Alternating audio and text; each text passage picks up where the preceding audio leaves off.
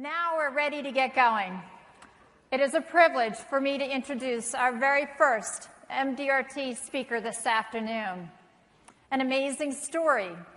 He was expelled from school at the age of 8 for misbehavior and poor academic results as a child. I'm sure neither he nor his family could ever imagine that by the age of 26, he would become a self-made millionaire. The turning point came when he was introduced to a learning theory called neuro-linguistic programming at the age of 13. Today, he is a peak performance trainer and an entrepreneur who owns and runs several small businesses with combined annual revenues totaling more than $30 million a year. He is a best-selling author of 11 books, including The Secrets of a Self-Made Millionaire, The Secrets of Investing as a Millionaire, and the latest book, Profit from the Asian Recovery, which he recently co-authored with Jason Wee. He has written one book a year for the last 11 years. Please give a warm MDRT welcome to Adam Khoo.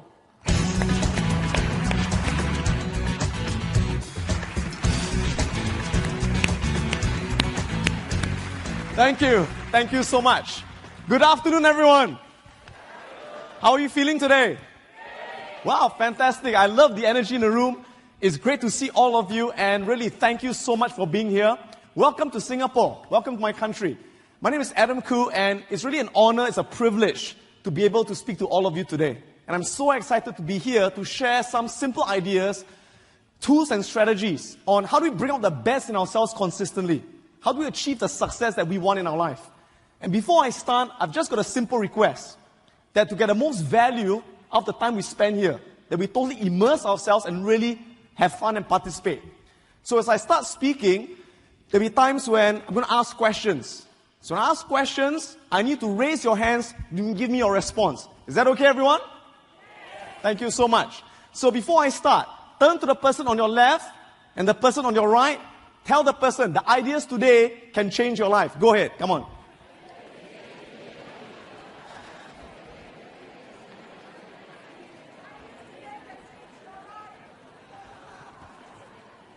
Okay, thank you so much for that. So, how many of you want to achieve a lot more success in your life? Say yes. All of us do. So the question is this, is there a formula for success? Yes, there is, right?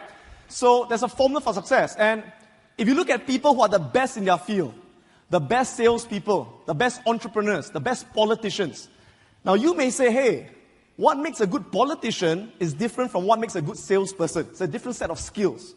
But the question is, do they have certain things in common that make them the best in what they do? And I believe the answer is yes. And if you look at people who are the best in what they do, they follow a certain formula. And it's something that a lot of you will know subconsciously, but let me bring it to your attention. And it's a formula which I call the ultimate success formula. And it goes this way. So, what is the first step in this formula? Step number 1 in the ultimate success formula is this. So step number 1 is this. People who are the best in what they do, people who succeed, is because they are very clear about what they want. They set very clear what, everybody? Very clear goals. Now, this is nothing new. All of us know this. You read any book on success, what do they say? Set goals. You join any agency, any company, the boss will tell you, set goals. It's nothing new. We all know this. We all do this. But does it always work? No, it doesn't always work, right? How many of you in your life, you've set many, many goals before? Come on, show of hands. I'm sure you've set goals this year as well, right? They're called New Year's resolutions. So how many of you have set goals and you got excited for that moment, but you didn't follow through, you didn't act on it? How many of you? Yeah, me too sometimes. How many of you have set goals before, you took action, you followed through for a while, and after a while, you kind of lost sight of that goal. You lost your focus and you got caught up in the day-to-day frustrations of life. You got caught up in the day-to-day distractions. And the next thing you knew, 1 year later, your goal was there, but you're way over there. And you say to yourself, you know what, I missed the goal, I'm going to set it next year again. And that pattern repeats every single year. Who's experienced that? Say yes. Okay? So it's something we all experience. And so one thing that I understand is this. Setting a goal, getting excited by it one time and reviewing it the next year does not work. In order to achieve any goal, how often must we focus on that goal? Every single day. And when we focus on that goal, it's got to become what we call an obsession. You find that people who get what they want is not just a want, it's an obsession. Everyone say the word obsession. What's an obsession? An obsession means it's in your mind 24 hours a day, 7 days a week. It's the first thing you think about when you wake up in the morning. It's the last thing you think about when you sleep at night. It's what you dream about. You eat, you breathe, and you sleep that goal. And only when it's an obsession, that's when you will eventually reach that destination. Let me give you a metaphor. How many of you flew many miles to be here today? Okay? How did the plane get here? It used the same principle, didn't it? I mean, think about it. I always like to make this joke. The easiest job in the world is to be a pilot. Why? If you flew from the US to Singapore and the flight took 23 hours, for example, how many hours did the pilot work? 2 hours. Max, all right? Because most of the journey, does he have to sit down and focus on the sky? Oh my God, it's a bird. Okay. Doesn't do that, right? He works for 2 hours. It's called takeoff landing. And throughout the journey, who flies the plane? The computer. It's called autopilot, right? Now, this is what happens. Let's learn how a plane eventually reaches its destination. Okay? So, for example, if you're right now in Singapore, you're flying back to your country, the US or whatsoever. The moment the plane takes off, what happens? The pilot will set it to autopilot. Okay? And that computer system, the pilot will punch in the coordinates. It will lock onto that destination. And once that destination is locked onto, what does the plane do? The plane will create what we call a flight path, a plan of how to get back, a certain route. Okay? And the plane will start flying. Let me ask you this question. Throughout the entire 24-hour journey, does that plane go on that flight path? Yes or no? No, it doesn't. Because what happens is that as that plane is flying, sure enough, after a while, certain winds would blow. There'll be air turbulence. There'll be certain air pressures. And what happens is it will knock the plane off course, right? The plane gets off course, off its path. But the question, does the plane eventually reach its destination? Why? It's off course. It's because in the plane, it's got a computer called a servo mechanism. And this servo mechanism is locked on to the target. The moment the plane is blown off course, the computer system will calculate the difference. Hey, we're supposed to be going 27 degrees north, but you know what? We're going to 24 degrees. And the plane will calculate the difference, send the signal to the avionics, adjust the wings, and bring the plane back on course. And sure enough, the plane is back on course. Okay? Then what happens? Sure enough, after a couple of minutes, another wind blows. New air pressure emerges. And once again, the plane is blown off course again. But guess what happens again? Computer system will calculate, we're supposed to be going there, 24 degrees, we're going 23 degrees, calculate the difference, send it to the avionics, and then the plane gets back on course again. And the process continues throughout the entire journey. So if you actually look at the plane, it does not fly on its intended flight path. It actually goes this way. It actually goes this way. And eventually reaches the goal.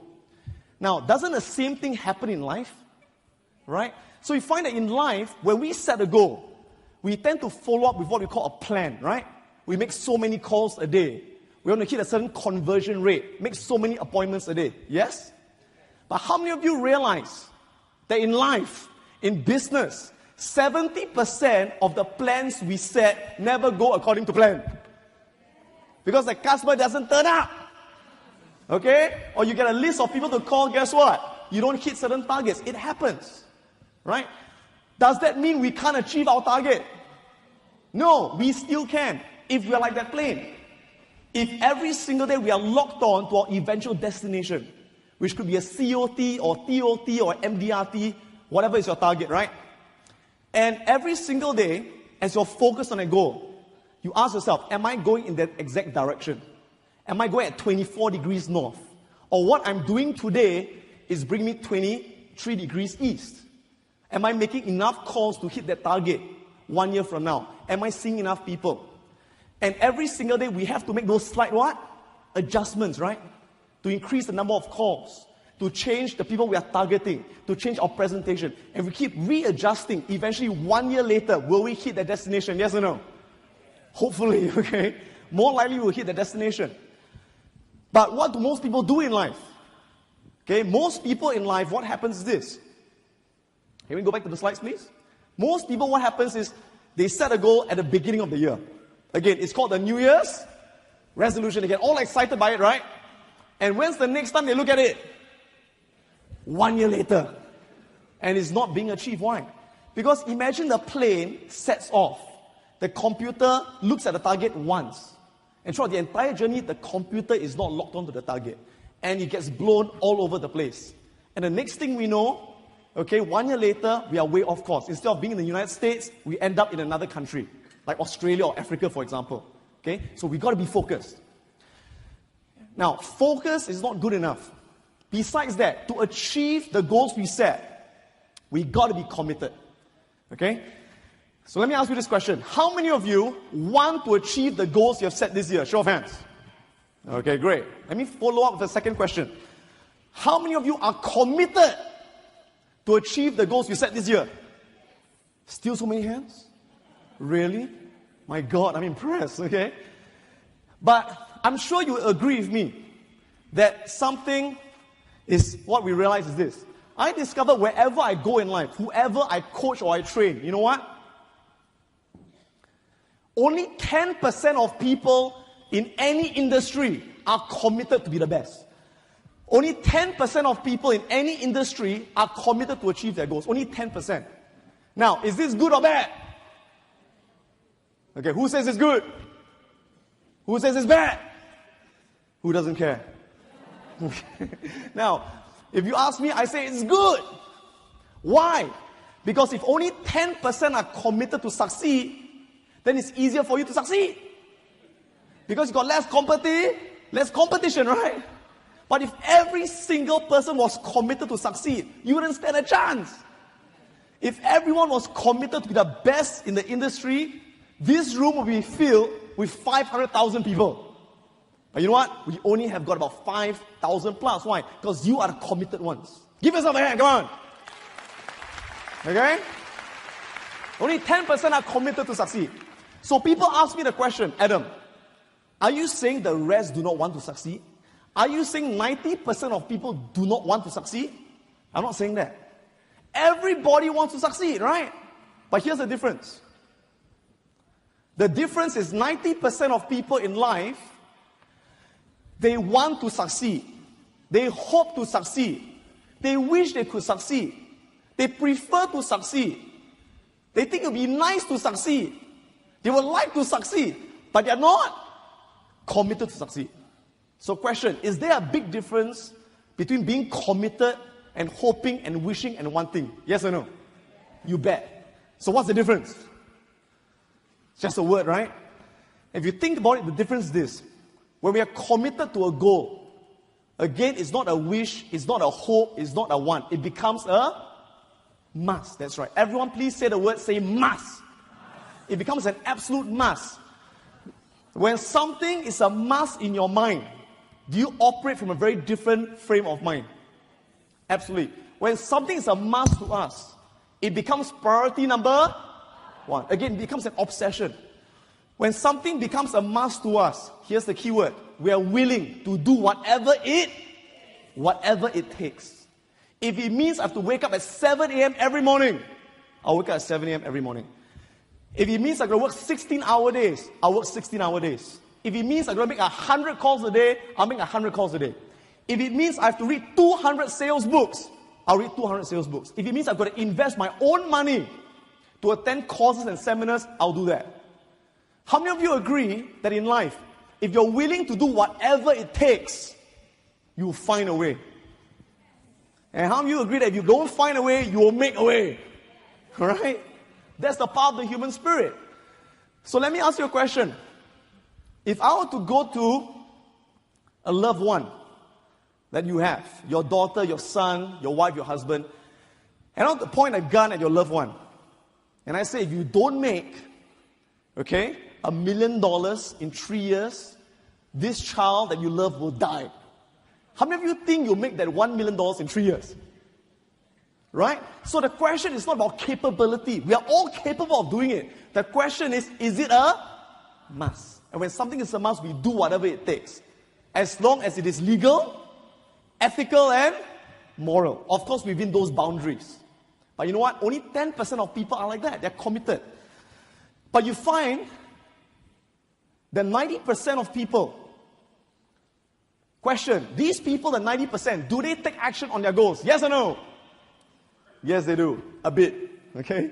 They'll take action for a while as long as it is easy, as long as it's convenient, as long as it's inside their comfort zone. But the moment when things get tough, the moment when they're challenged, the moment when obstacles come their way, you know what? They will stop doing it. And you'll start to find all kinds of excuses.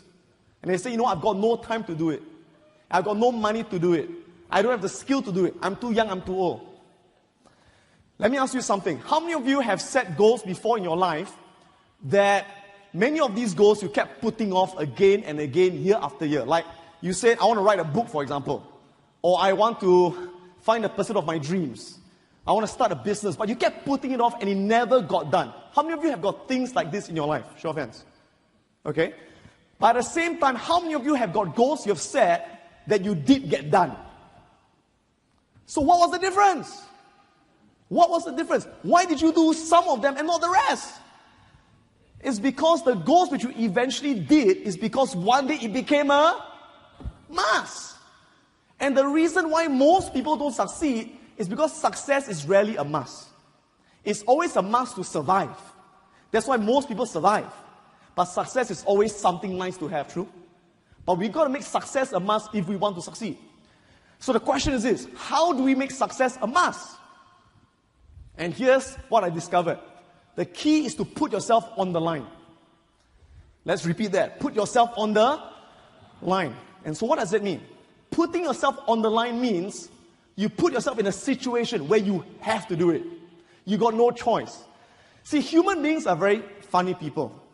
Okay? When we give our mind no choice, somehow we'll find a way.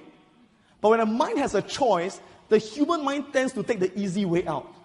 Okay? Let me give you a simple example of how I've used this. In 2002, I thought of writing my second book after the success of my very first book. The first book which I wrote is called I'm Gifted, So Are You. I wrote it at the age of about 26. It's a book for students, teaching them how to be top students, right? So the book became a bestseller and I got pretty successful. And then in 2002, I said, you know what? Now I want to write a book on NLP, right? On mastering your mind, designing your destiny. So you know what? I said, it'd be so great to write this book. Okay? And this was a book that actually eventually came out. Master Your Mind, Design Your Destiny. Now here's the interesting thing about this book. In 2002, I said my goal is to launch the book in 2003, April. So I set that goal. I had a timeline. I even came up with the plan. Okay? And I told myself this. I said, you know what? When I've got time, then I'll write every night. Do you think I had the time? No, because something always came up, yeah? So sure enough, 1 year passes, 2003 April. How many pages did I write? 1. It was called the table of contents. So people came up to me and they said, hey Adam, where's your book? I said, you know what? It's been really busy here. You know, I had to give so many speeches. You know, I had to run my business, and I did this, and I did that, and I got married, and I got kids. And they said, you know what? These are all excuses, right? And my best friend gave me some tough love. He said, Adam, you know what? You will never, ever write this second book. I said, why? And he said, because frankly, Adam, it's not a must to you anymore. The reason you got your first book out is because at that time, it was a must. Because at that time, I was a nobody. People didn't want to listen to me because they say, hey, who the heck are you? So I had to write the first book to build my brand, my credibility. But the moment I had my brand and I had my credibility, guess what? The second book was a good to have. Good to have, but if I didn't have it, I wouldn't die. And so it never got written. So how did it eventually come out? Because one day I told myself this, I got to make it a must. So you know what I did? I did something a bit radical. I got my staff to develop huge posters announcing the launch of the book. And it says, announcing Master Your Mind, Design Your Destiny by Adam Khoo, April 2004. And we pasted it all over the office. I even put it on my blog at that point of time. Okay? And every time I did a seminar, I'll tell the students, my book will be coming out April 2003. And I kept putting myself on the line. I kept making a public commitment. And when you keep talking about your goals to the people around you, guess what? Somehow you have to find a way to do it through. And the best people to tell are those with the biggest mouths. Because they'll tell the whole world. So tell your mother-in-law. Right? Now, besides that, here's what I did. I sent an email to my current students. And I say, guys, I'm writing this book right now.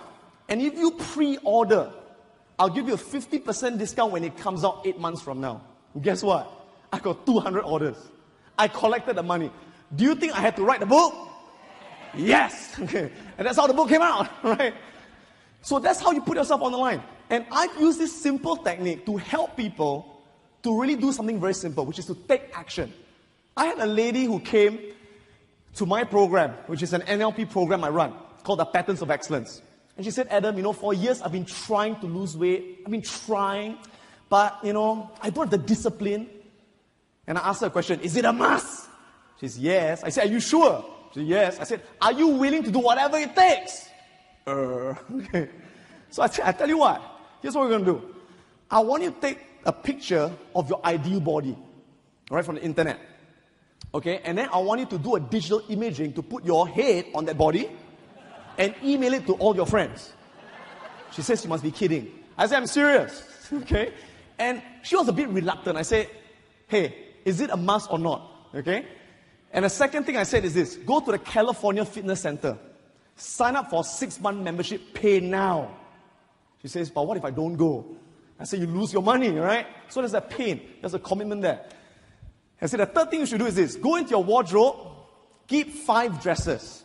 The rest, give it away, sell it, I don't care. Then go to the shop or go to the shopping center, buy a whole new wardrobe, 4 sizes smaller. She said, but I've got nothing to wear. I said, that's the point. Guess what? You think she eventually lost weight? She did. All right? And she's a very successful, wealthy woman from Medan in Indonesia. All right?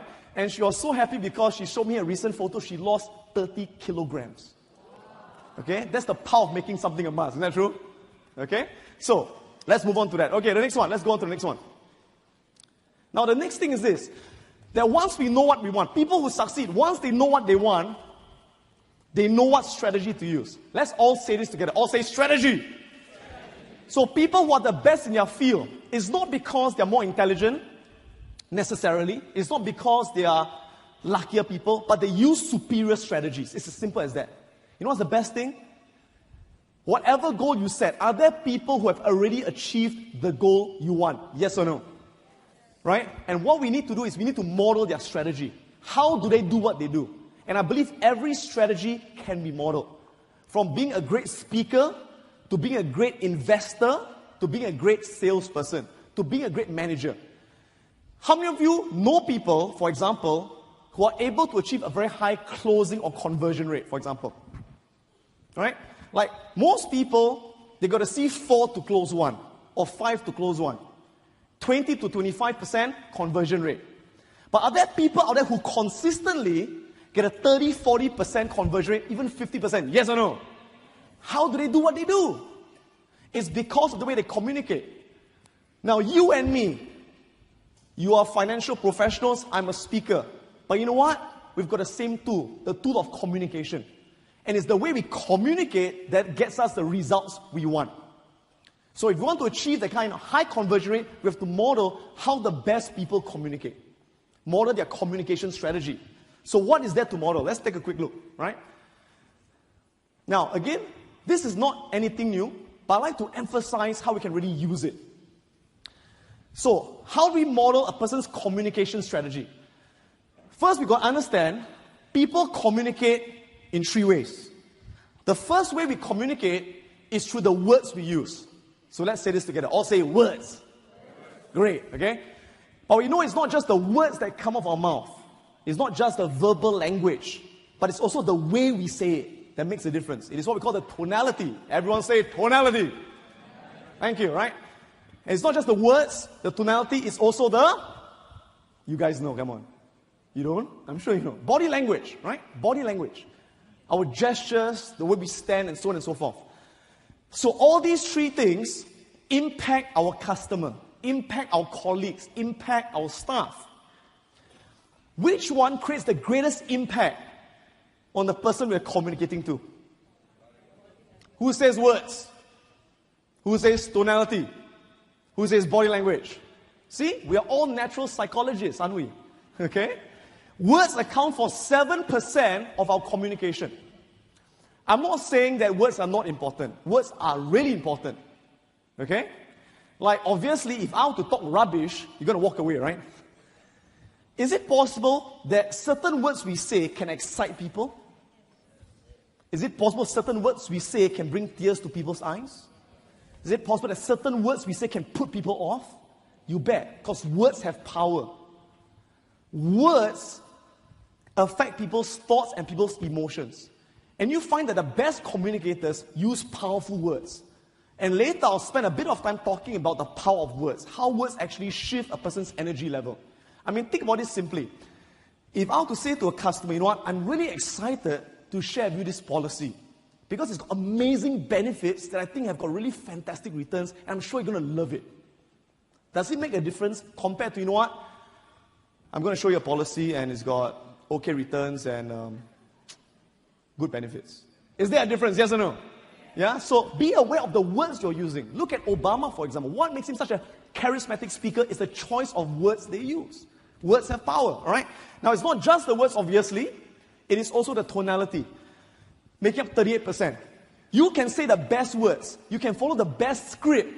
But if your tonality is not congruent, is not in sync with those words, the meaning completely changes.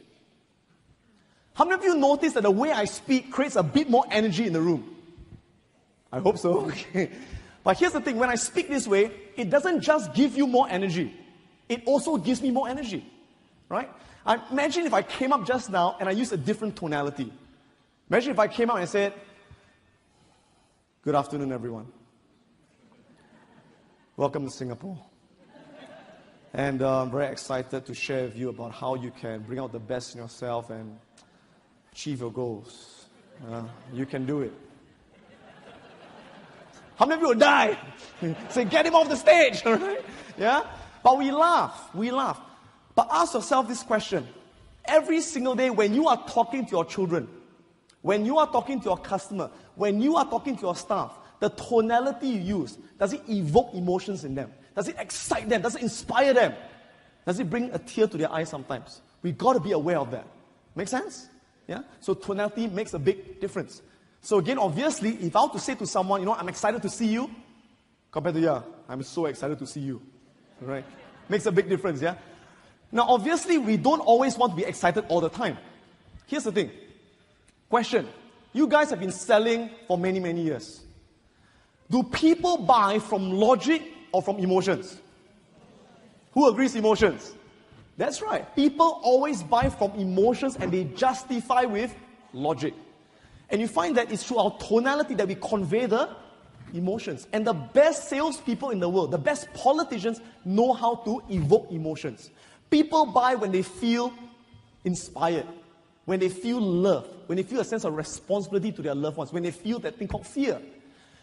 Now, before we can get our customer motivated to buy, what state must we first be in? Before we can get our customer motivated to buy, what emotional state must we first be in? A motivated state. Before we can get our customer to feel for his family, to feel the love, and sometimes even the fear of loss, how must we feel? We must also feel that fear and that loss. One thing I learned as a salesperson myself is this. Okay? Selling is the transference of emotions. Can we say that together? Selling is the transference of what? Selling is the transference of emotions. Always remember that. If you want someone to buy, they have got to feel a certain feeling. Fear, love, responsibility, excitement. And for them to feel it, you got to feel it first. And that's what we call being genuine. And the way you communicate that feeling, again, is through your tonality. All right? So be aware of your tonality. Now, the third thing is this. The third thing is the body language. So again, we can use the best words. The most exciting tonality. The most caring tonality. But if our body language is wrong, we don't get the result we want. How many of you have ever met someone before, for example? Or even before that, let me give you an example. If I were to say to you, you can see my expression on the camera, right? If I were to say to you, you know what? You can trust me with your money. I'll take care of your money and your family's future. I mean, it sounds pretty okay. But if I came to you and said the exact same words with the same tonality, but I said, you know what? I'll take care of your money. I'll make sure your children are okay. Would you trust me? You'd probably run away, right?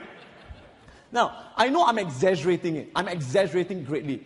But very often in life, we may not be aware. But sometimes, our body language may sabotage us. We may not be consciously aware of our body language. Does this make sense? How many of you have ever met someone before? And they said the nicest things to you. They complimented you. They smiled. They used the best words. But somehow deep inside, you felt you couldn't trust this person. Or how have you ever felt even irritated by this person? Why? It could be because there was what we call incongruence. Can we say this? Everyone say incongruence. Incongruence means their words say one thing, their tonality says one thing, but their body language says something else. It's like someone says, you know, you can trust me, and they look down. Or you can trust me, and they look side to side. Now, it could be they are really an honest person, but they're not aware that their body language is sabotaging them. Isn't that true? Or sometimes people talk and they're not aware that their fists are closed. And this creates a barrier. Right? Sometimes changing that makes a big difference. The other thing is, obviously, if you've learned a bit about psychology of people, people feel connected to you when somehow you exhibit similar body language patterns. Right? This is part of body language learning, right? Or NLP for short. You've all heard this before. For example, what's your posture like? It depends on the person you're meeting. Like some people, by culture, for example, if I'm not wrong, British people tend to have a lot more what? They tend to stand a lot more straight up. You know, it's the culture kind of thing, right? So you meet someone who's standing this way, and you're talking to this person and you're doing this. How do you think the person feels inside? They may feel subconsciously, you know what? You don't respect me. You don't give me the due respect, right? But at the same time, if you meet someone from a different country where their culture is, you know, they are more laid back, they're more relaxed like that, and you stand as a salesperson, would you like to look at this policy? Okay. They're going to feel, you know, what's wrong with you? Why are you so stiff? You know, relax, dude, relax. You know what I'm saying? So we got to be in tune with the other person's body language. Yeah? So that's really about modeling communication strategies. Let's go to the third thing. So we talked about number one, know what you want, focus on it every single day. Make a commitment, put yourself on the line. Number two, be aware of strategies that work. Model the best communicators. The third thing, the most difficult step of all, is we got to get ourselves to take action. Let's say it together. Everyone say, take action. Not just action, but consistent action. Right? How many of you in your life, very often you know what to do every morning? You know how to do it. You just don't do it. Okay?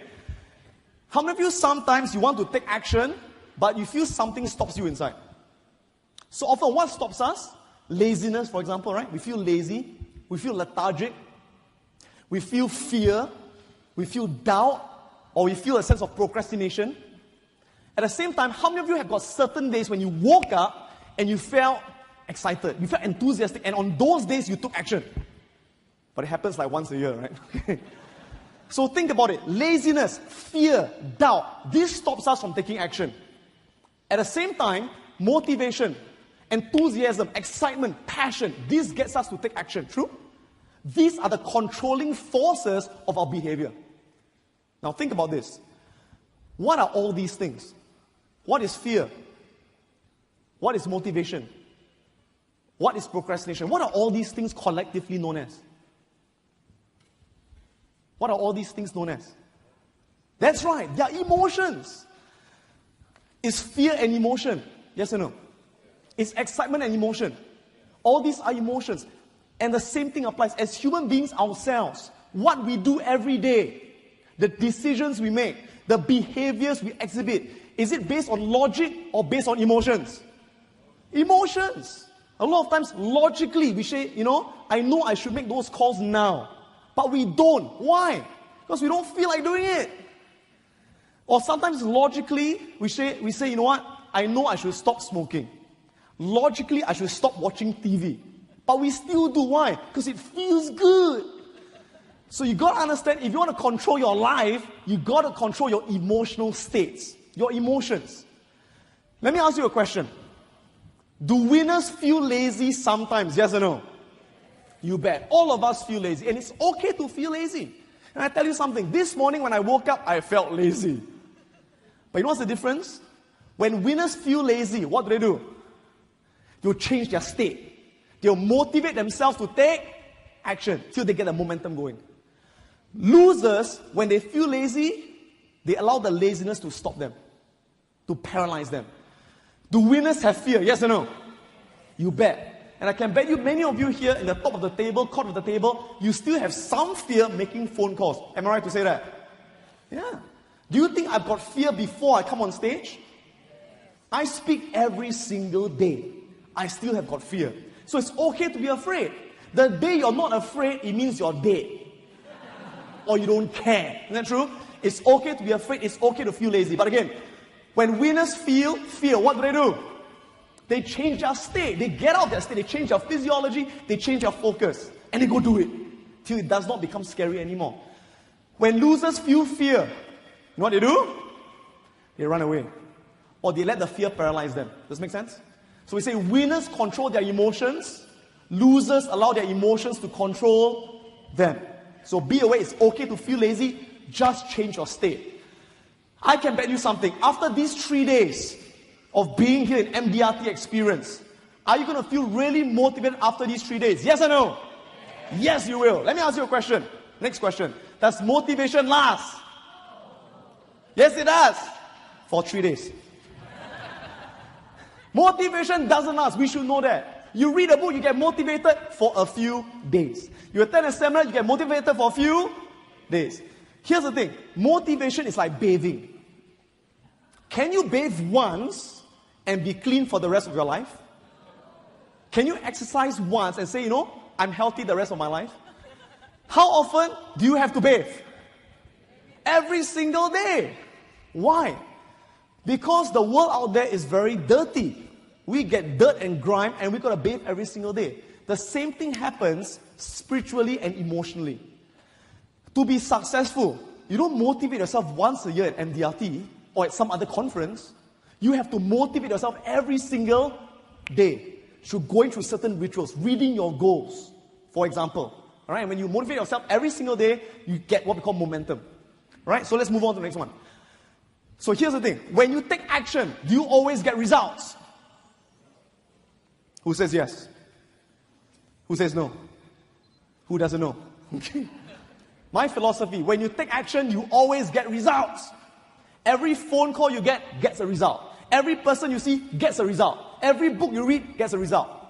Every time you take action, you get a result. You either get a result you want or a result you don't want. But you get some kind of result, true? But if you take action and you get a result you don't want, do you at least learn something from it? Are you better than the majority of people who talk and talk and talk and think and talk and think and talk and talk and think and talk and talk and don't do anything at all? Yes, because at least by taking action, at least now you know what doesn't work. At least you've got an experience and you learn from it. So we say when you take action, 2 things can happen. Number 1, if you take action and you move towards your goal, we call that success. Let's say it together. It's called what? And I'm sure all of you know by now that success is not a destination. It is a journey. That success is a process of continually moving towards our goals every single day. So let me ask you a question. Today, on the 24th of February, are you successful? Today? Yes or no? It depends. Okay. If you feel that today you have taken action, some kind of action, and if today you have moved closer to your goals, even by just an inch, then today is a successful day. So every single day before you sleep, if you ask yourself that question, is today a successful day? If the answer is yes, many days in a row, you will eventually get to a higher level in your life. It's a question asked every single day, right? But if you take action, okay, and if you don't move to your goal, what do we call this? Many people, they label it as failure. It's something we don't like to hear. Does everyone fail in life? Yes or no? Of course they do. We all know this already. Nothing new, right? Do successful people fail? They fail more than anyone else. Why? Because they take a lot more action. And the more action you take, the more you will fail. So the question is not whether you will fail. The question is when you fail, what do you do about it? That distinction is what makes the difference. Isn't that true? So I discovered there are 3 ways that people deal with failure. 3 ways. The first way is this. Some people, they will take action. They say, you know what, let's go try. I'm going to try this out. All right? And the moment they try and they don't get the result they want, what do? The first group. They'll give up. And they say, you know what, I tried it doesn't work. You know? And they'll stop trying. And they'll give themselves a lot of what? Excuses on why it doesn't work. They say, you know what, I'm too young, I'm too old, I don't have the time, I'm not good enough, it's too difficult. And you know what? They say, let me go do something else. I'll go sell property now, for example, right? And they go sell property, and after a while it doesn't work, they say, you know what, let me go into MLM, for example. And they go through life trying everything, nothing works for them. How many of you know people like this? Say yes. Okay, we've all been there before, right? But there's a second group of people. And some people, they take action. If they don't get the result they want, they're not able to close the cases they want. They say, you know what? I'm not going to give up. I'm just going to get up and I'm going to try again. So they go up, they take action again. And if they still fail, they say, it's okay, let me get up and try again. And if they still fail, they say, it's okay, get up, try again. And get up, try again. And try. Yeah. And try, keep trying again and again and again. Seeing the next person, making the next call, setting the next goal. Will they eventually reach their goals? Yes or no? No. Why? Because these are the people who may take action. They may keep trying, but they don't stop and they don't change their strategy. They keep doing the same thing the same way. They keep making calls the same way. They keep targeting the same group of people. They keep handling objections the same way. They keep building rapport the same way. And we know in life, if you keep doing the same thing the same way, you keep getting the same what? The same results. So these are the people that keep trying again and again and again, and after a while, they get really what? Frustrated. They say, I've tried everything, it still doesn't work. And after a while, they get really disillusioned. And what do eventually? They give up. But you know what's worse than giving up? Some people refuse to give up. And they keep trying for the rest of their life. Till after a while, they begin to accept mediocrity. And they say, you know what? It's my fate.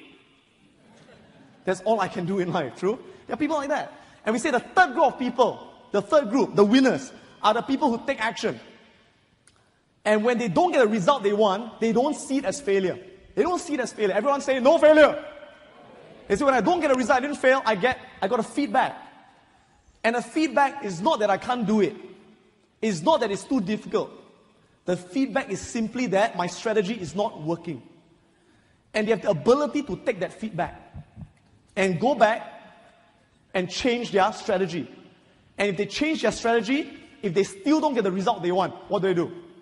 They'll get more feedback, they'll change their strategy again. If they still don't get the result they want, they get more feedback, they change their strategy again and again and again. And how many times will they change their approach till they succeed? As many times as it takes. They will do whatever it takes. And we say that's the formula to success. So why doesn't everyone do this? Because there are 2 other things that drive this formula. And one other thing up there. Okay, so we talked about this, the 3 ways that people deal with failure. In case you'd like to see a visual on that. Yeah? And we say, why doesn't everyone do it? Because whether we'll do it or not depends on part of our mindset, our beliefs. Let's all shout this out together. Everyone say the word beliefs. See, beliefs are what we think we can or cannot do. Beliefs are what we think is or is not possible for us. Question is this: do all of us have the same beliefs? Yes or no? We all have very different beliefs, right? For example, I'm going to ask a question. Please give me a yes or no answer, yeah? How many of you believe that if you work really hard with the right strategy, you could make $1 million in 3 years, for example? Okay. Who says that no matter how hard you work, no matter what you do, to make $1 million in 3 years, it is unrealistic, honestly? Okay, thank you for being honest, right? So notice when I ask that question, different people raise their hands because we have got different what? Beliefs based on our past experiences, based on what people have told us. Question is this: do our beliefs affect us? You bet. For example, if right now you set a goal, you say, you know what? I believe I can make $1 million in 3 years. I believe I can be the court of the table 12 months from now, for example. Now, if you really believe that with all your heart and all your soul, question, would you set a much higher standard for yourself? Yes or no? You raise your standards. Every day when you wake up, will you tend to jump out of bed and be more enthusiastic, more excited to take action? Yes or no? Yes. Would you open your mind to new strategies? Yes or no? You start to learn new strategies, take more action, do more things. And by doing all that, will you definitely become a millionaire in 3 years and hit your COT in 1 year? Yes or no? No. There's no guarantee in life. Okay? There's no guarantee in life. We may or may not hit that goal. But even if you don't, would you get a lot more success than what you're getting now? Yes. Because you put in a lot more effort. And when you put in a lot more effort, you tap a lot more of your potential. That's the point. We bring out the best in ourselves. So believe you can do it and go for it. Right? And let me share with you the next part of it. Here's the thing. How many of you here feel that you have got goals in life? You have read all the books, you know all the strategies, but you just lack that drive? How many of you sometimes feel that you lack that drive? How many of you? How do you feel that you've had that drive before, but along the way you kind of like lost that drive? Okay?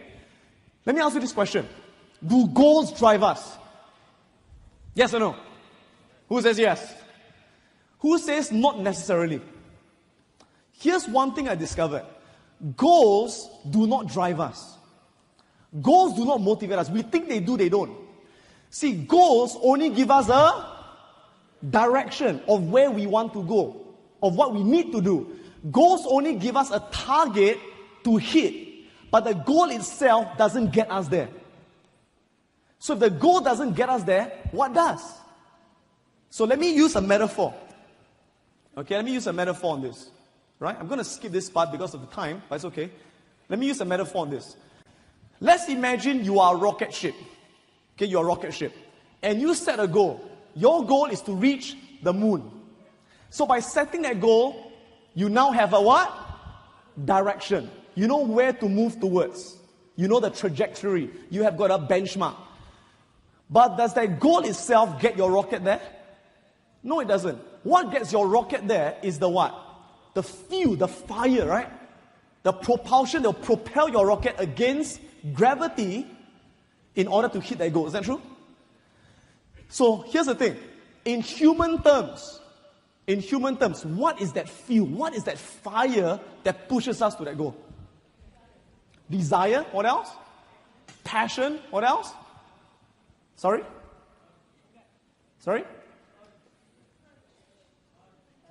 The urge to do it. Yeah, absolutely. Let me put it this way. See, when you set a goal on something, you are telling yourself what you want. True? You must know what you want.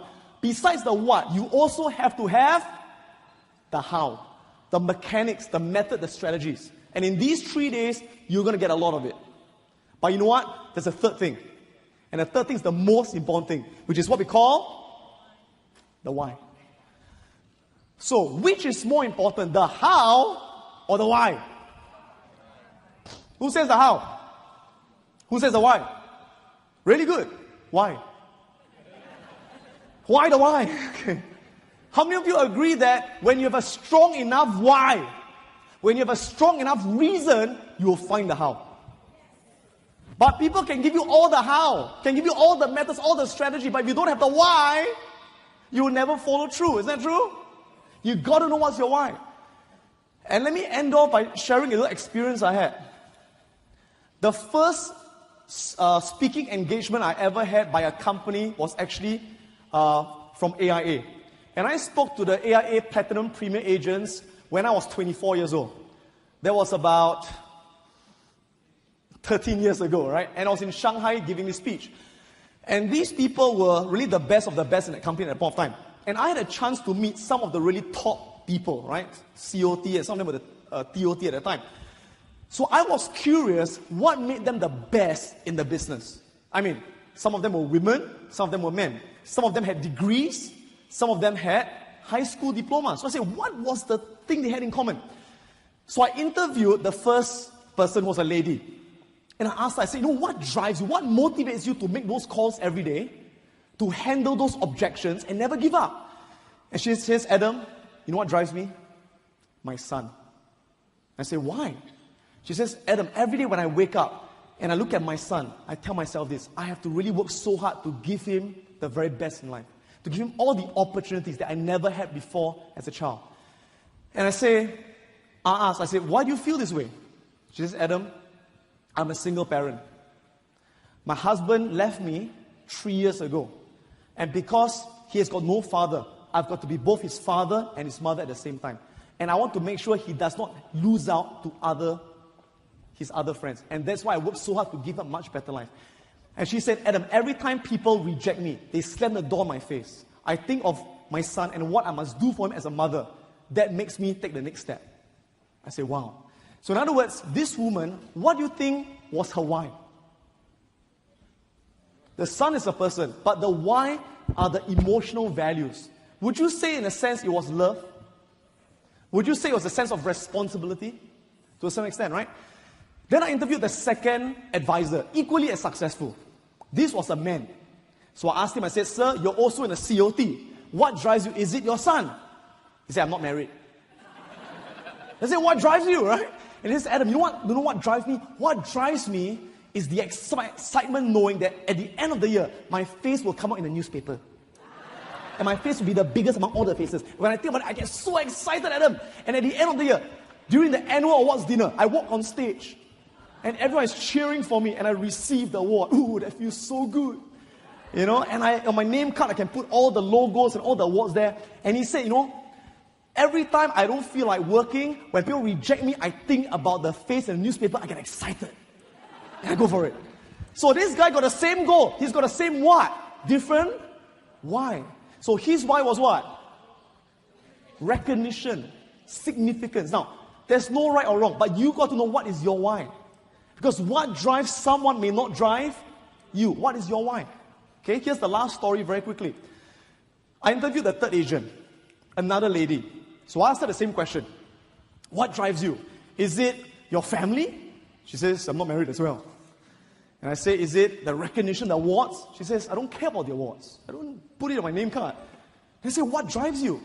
She says, Adam, what drives me is that every time I see a family not covered with life insurance, I get so worried for them. And I worry so much, what if something were to happen to the breadwinner?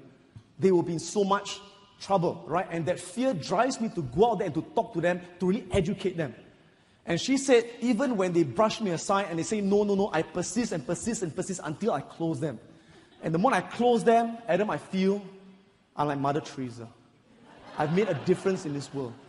And they may hate me today, but one day, they'll thank me for being there for them. Right? And I asked her, I said, wow. And I asked her, I said, why do you feel this way?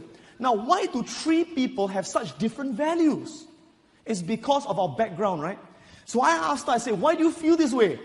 And she said, because, Adam, when I was young, all right, my mother had a stroke. She was paralyzed. We had no coverage.